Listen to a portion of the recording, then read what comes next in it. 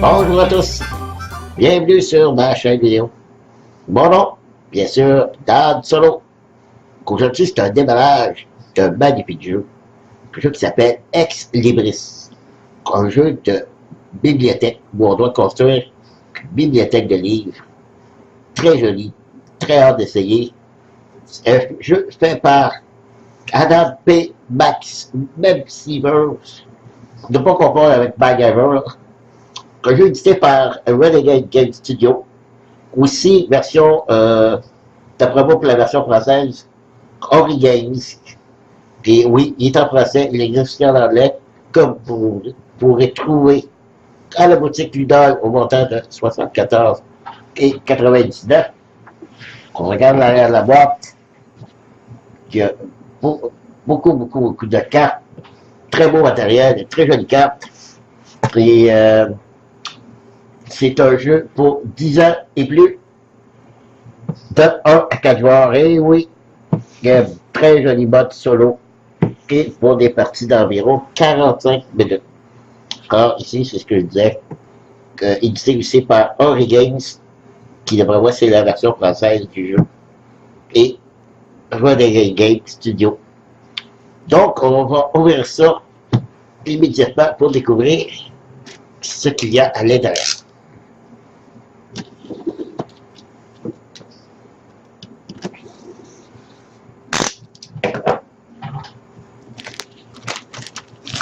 Un jeu qui ne fait pas tellement longtemps qu'il est sorti. J'hésitais toujours à me procurer, mais à force de regarder des vidéos, puis je trouvais vraiment que les cartes étaient super belles, le matériel est beau, donc j'avais très hâte demain de pouvoir me l'acquérir en version française, bien sûr. Une très jolie boîte, j'aime beaucoup. Un beau fini sur le dessus. On commence avec le livre de règles. Je vais tasser ça ici, pour qu'on puisse bien voir. C'est pas un jeu très compliqué. C'est un peu style casse-tête parce qu'il faut monter une bibliothèque le mieux possible en ordre alphabétique et numérique. Donc, plus on va suivre l'ordre alphabétique, plus on va gagner de points. Donc, c'est pas très compliqué. Il y a c'est un système aussi de placement d'ouvriers. On va avoir des tuiles sur le plateau où on va placer un ouvrier qui, lui, va nous faire une action, soit de piger une carte, soit de placer un nouveau livre dans notre bibliothèque, de bouger les livres dans notre bibliothèque, ainsi de suite. Donc, c'est bien fait. Le mode solo, c'est pas, on se bat pas contre nous-mêmes, c'est-à-dire qu'on fait pas des points, puis la partie d'après, qu'on essaie de battre notre score. Non, on se bat vraiment contre un AI qui lui aussi fait des points. Donc, on doit battre à la fin son score. Donc, c'est un peu plus plaisant. On a l'impression de jouer contre quelqu'un. Alors, les cartes sont magnifiques. Ça, c'est les tuiles de plateau.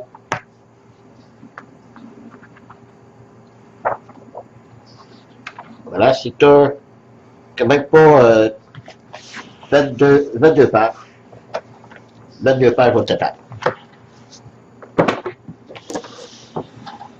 Ici, c'est le plateau pour marquer les points. Et c'est effaçable. Je vais vérifier. En déballage, je vais continuer. Si je sais pas si le crayon spécial qui l'efface, qui est inclus, ben c'est quelque chose qu'on peut écrire dessus et l'effacer par après. Au lieu d'avoir une tablette. Donc, je trouve ça bien.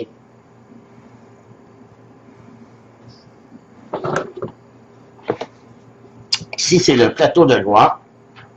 OK. Attends, excusez.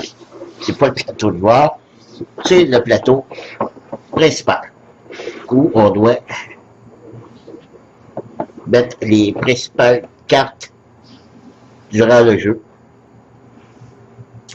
Ici, c'est les conditions de victoire de pointage qu'on peut faire durant la partie. Ce genre d'aide-mémoire.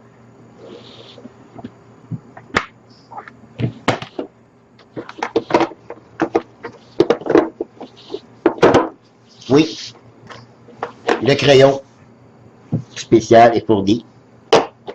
OK. Je ne sais pas si nous avons un dépasse ou si simplement on prend un linge pour effacer. Oh! Il n'y a pas beaucoup de tuiles. Bon, regardez ça pour regarder ensemble. Quand même un bon paquet.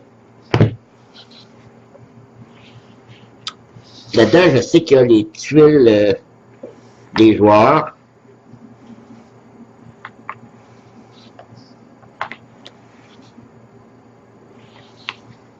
Ça, c'est les tuiles d'action. Vous voyez les emplacements. J'ai seulement 2 ouvriers qui peuvent aller ici. Et on fait l'action qui est marquée.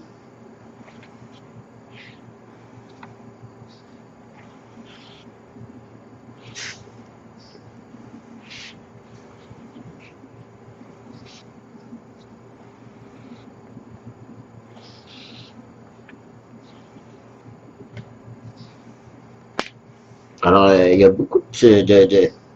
Puis ce qui est bien, c'est que durant le jeu, on en place seulement 4 à chaque passe. Donc, c'est jamais le même comment est-ce qu'on pourrait dire, le même jeu à chaque fois qu'on va jouer. Donc, ça offre beaucoup de rejouabilité. Ça ici, c'est les plateaux de joueurs. Dans de 1, 2, 3, 4, 5, 6, 7, 8, 9, 10, 11 et 12. 12 plateaux de joueurs. Vous allez me dire, ouais, mais c'est de 1 à 4 joueurs.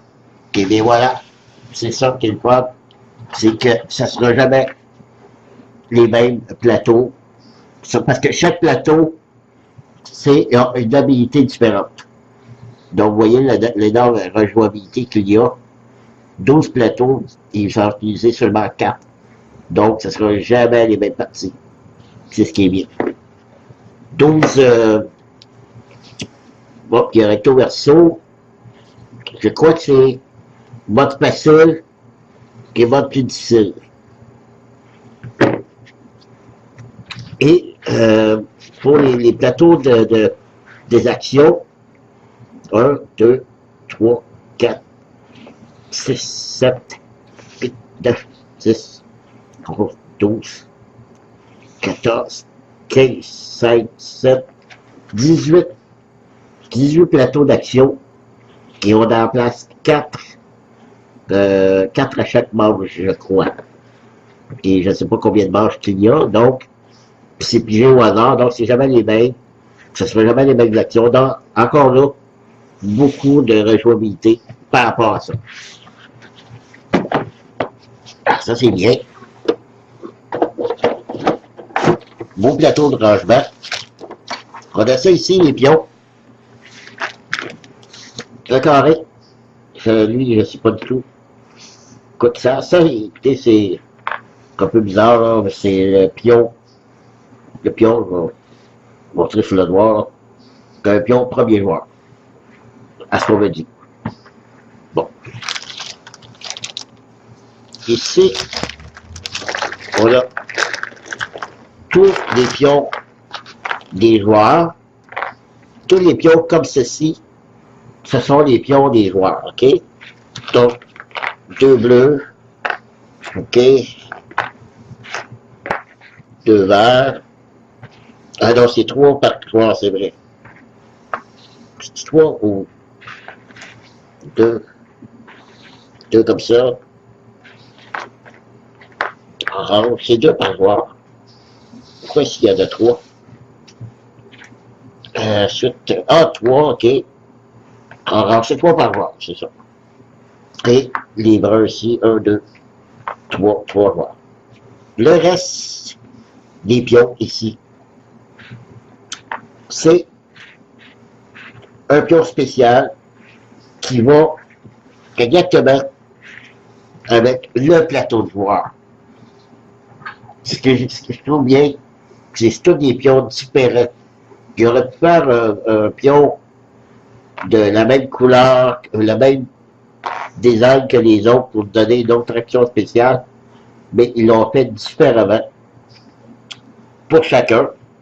Ils sont combien? 1, 2, 3, 4, 5, 6, 7, 8, 9, 10, 11, 12. Car lui ici, c'est ça, c'est 12e pion.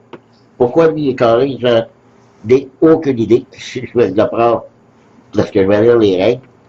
Donc, ces 12 pions-là vont avec un des joueurs qui va jouer. Alors, je les trouve très très bien faits. On va mettre ça de côté. Et puis, au premier joueur, que je trouve un petit peu bizarre. Ok, les cartes. Oh, je croyais que c'était plus épais que ça. Des cartes. Des cartes. Je vais couper la vidéo 2 secondes pour ouvrir les cartes et je reviens. Voilà, on est reparti pour les cartes. Alors, il n'y a pas énormément de sortes de cartes. Il y a cette grosse pile-là et cette petite pile-là. Alors, si vous demandiez il y a combien de cartes au total de livres, parce que j'ai mon ami Maurice Lapierre ce soir qui me demandait qu'il y avait combien de cartes dans le jeu, parce que oui, Maurice Lapierre, il était avec moi ce soir lorsque j'ai acheté le jeu. Alors, je lui réponds tout de go. Il y a 152 cartes de livres dans le jeu, donc plus qu'il n'en faut.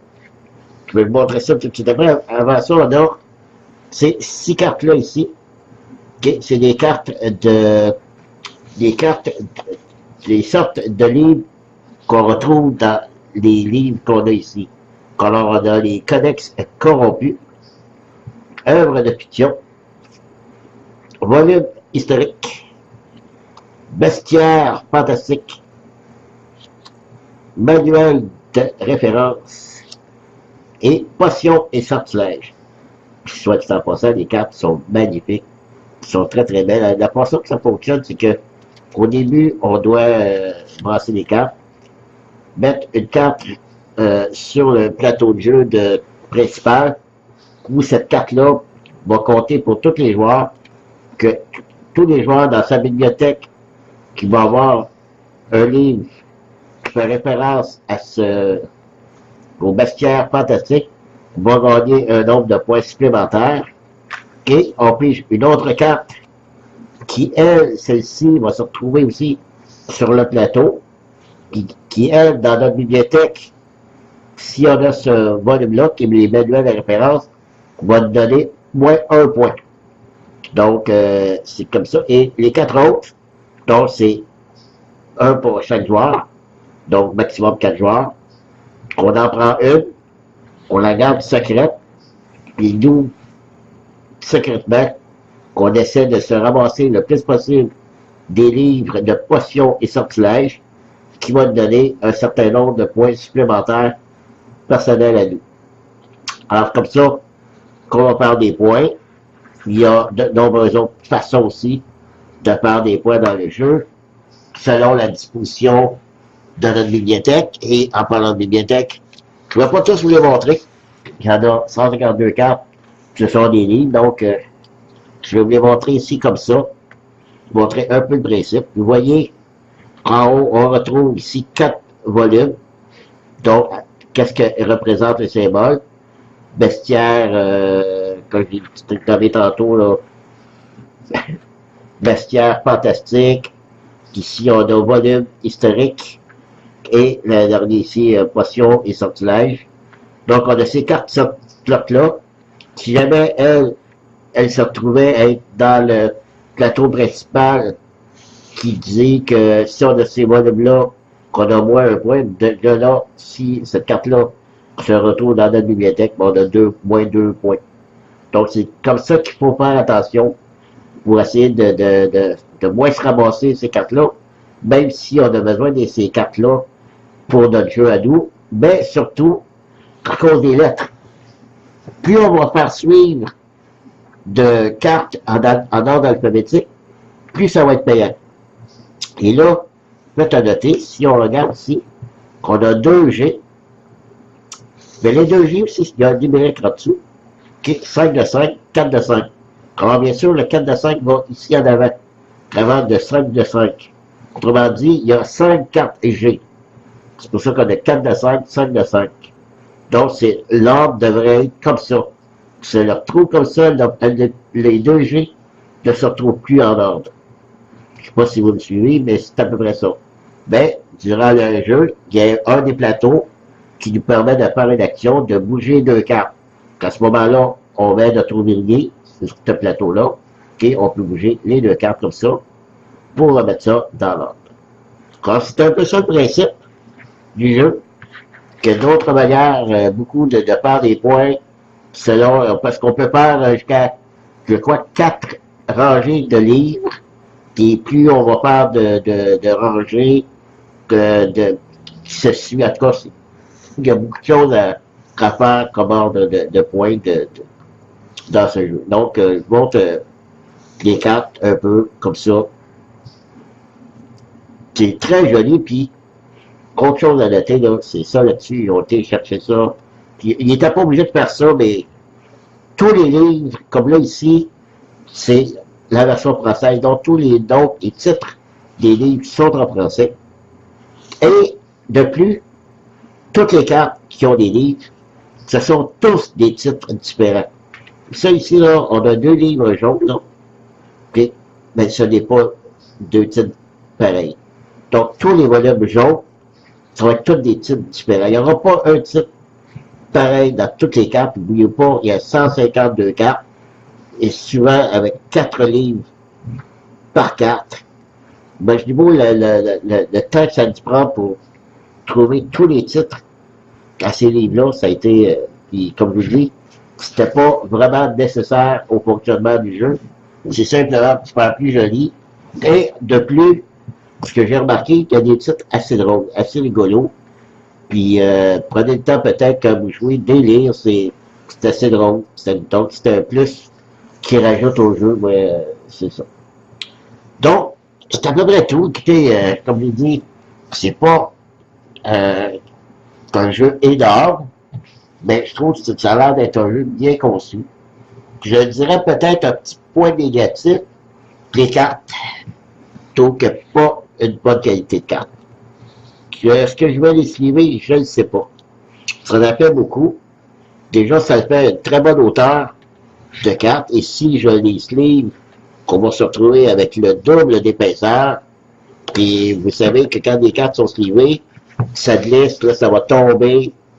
Donc, je ne sais pas. Je ne suis pas dessiné à ce niveau-là. Alors, c'est tout. C'était la présentation de Ex Libris de Renegade Game Studio. Merci de m'avoir suivi et je vous dis à la prochaine. Bye bye!